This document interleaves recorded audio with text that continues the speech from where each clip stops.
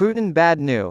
When Russia bombed a blood bank in Ukraine, Tony Blackburn harshly criticized Vladimir Putin's sanity.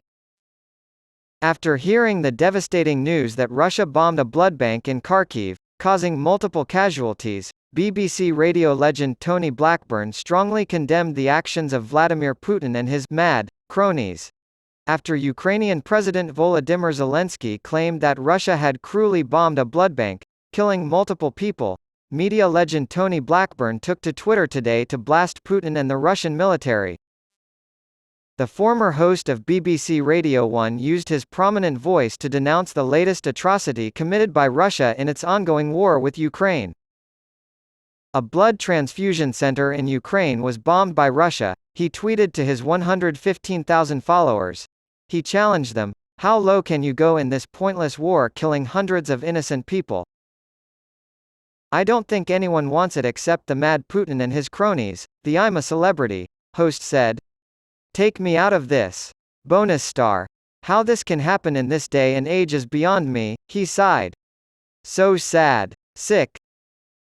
While Linda said, "Well said and so right, unbelievable," Sue said, "Totally agree Tony. Words fail me at the injustice and how barbaric it all is. Totally repulsive, Tony. Putin is a madman and a murderer, and it's very sad that innocent people have been killed by him," Dave said. According to President Zelensky, Russian forces bombed a blood bank in Ukraine, resulting in multiple deaths and injuries. It was reported late on Saturday that a Russian-guided aerial bomb had destroyed the transfusion center in the eastern Ukrainian city of Kupiansk, which is part of the Kharkiv region. Independent confirmation of Zelensky's claims that there are dead and wounded, and that rescue workers are putting out a fire at the site of a war crime, is still pending. It is clear that the events of the last year and a half have not deterred Russians, as the total value of homes owned by foreigners in England and Wales is nearly £80 billion. After 18 months, a new study shows that wealthy Russians still own property in England and Wales worth nearly £500 million. This is despite Vladimir Putin's invasion of Ukraine and the international sanctions it triggered. London real estate firm Benham & Reeves filed a Freedom of Information Act request with the Land Registry, uncovering the fact that properties worth £477,094,829 are currently registered to Russian correspondence addresses.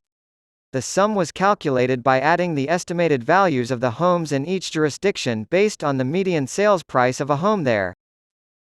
Only 4 of the 1,095 properties are owned by corporations.